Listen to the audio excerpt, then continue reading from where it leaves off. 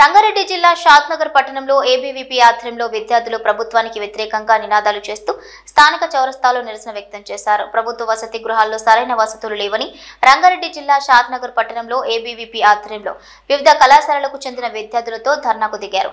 ఈ సందర్భంగా ఏబీవీపీ నాయకుడు సూర్యప్రకాష్ మాట్లాడుతూ తెలంగాణ రాష్ట్రంలోని ప్రభుత్వ హాస్టళ్లలో ఫుడ్ పాయిజన్ పై తెలంగాణ ప్రభుత్వం వెంటనే స్పందించి చర్యలు తీసుకోవాలని డిమాండ్ చేశారు. తెలంగాణ హాస్టళ్లలో ప్రస్తుత పరిస్థితి కుళ్ళిన వంట సరుకులు, కూలే స్థితిలో భవనాలు ఉన్నాయన్నారు.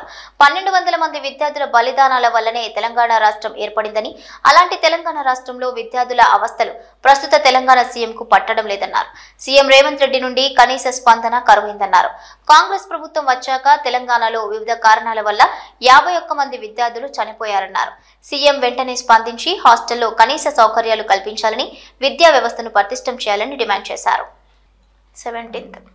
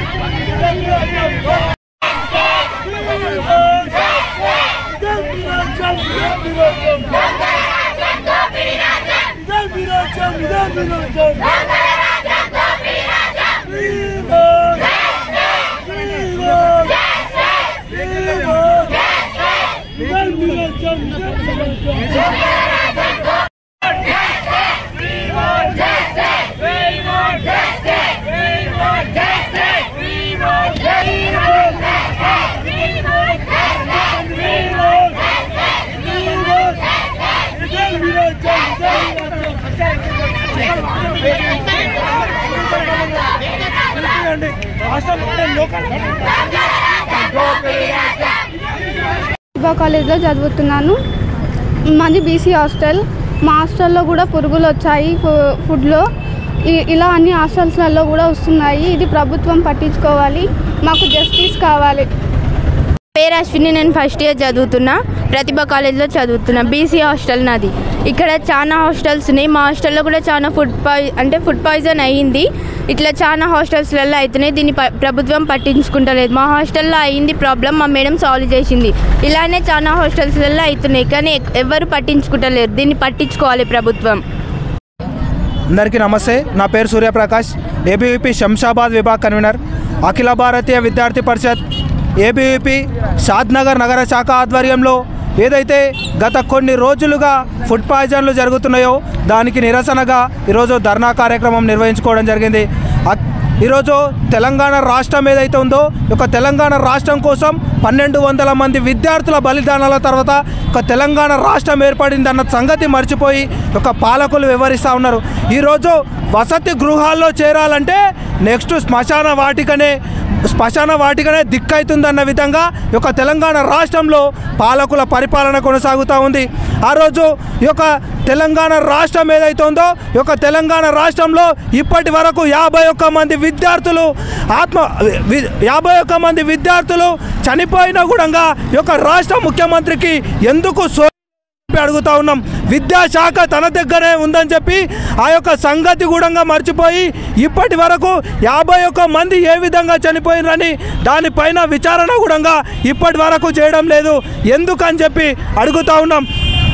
ఆ రోజు తెలంగాణ ఉద్యమం కోసం పని చేసింది ఈ యొక్క విద్యార్థులు అన్న సంగతి ఎందుకు మర్చిపోయారని చెప్పి అడుగుతా ఉన్నాం. నీ యొక్క ఇంట్లో ఈ విధంగానే నీ మనమరాలికో నీ బిడ్డకో మీ భార్యకో జరిగితే నువ్వు ఈ విధంగానే నిమ్మకు నీళ్ళెత్తినట్టు ఉంటావా అని చెప్పి ఈ యొక్క ధర్నాముఖంగా అడుగుతా ఉన్నాం. ఈ యొక్క రాష్ట్ర ముఖ్యమంత్రి ఎవరైతే ఉన్నారో ఈ యొక్క రాష్ట్ర ముఖ్యమంత్రి పరిపాలన నీ యొక్క పరిపాలనకు ఆటంకం కలగొద్దంటే రాష్ట్రంలో ఉన్నటువంటి విద్యా వ్యవస్థను నిర్లక్ష్యం చేయొద్దు అని చెప్పి ఈ సందర్భంగా తెలియజేస్తా ఉన్నాం. అదేవిధంగా ఈరోజు మన షాద్నగర్ పట్టణంలో ఉన్నటువంటి బీసీ బాలికల వసతి గృహంలో కూడా ఈరోజు ఫుడ్ పాయిజన్ జరిగింది. ఎందుకు జరిగింది?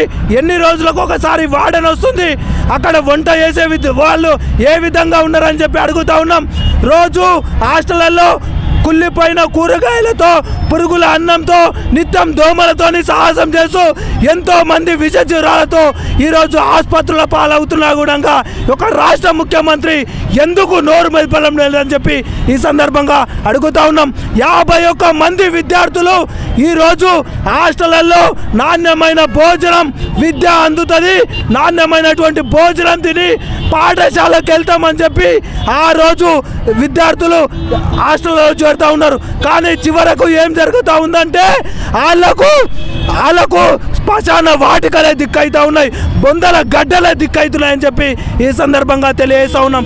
నువ్వు కనుక ఇట్లనే ఉంటే వచ్చే ఎన్నికలలో నీ యొక్క ముఖ్యమంత్రి గద్దె దింపేంత వరకు కూడా అఖిల భారతీయ విద్యార్థి పరిషత్ ఉద్యమం చేస్తుందని చెప్పి ఈ సందర్భంగా తెలియజేస్తా ఉన్నాం.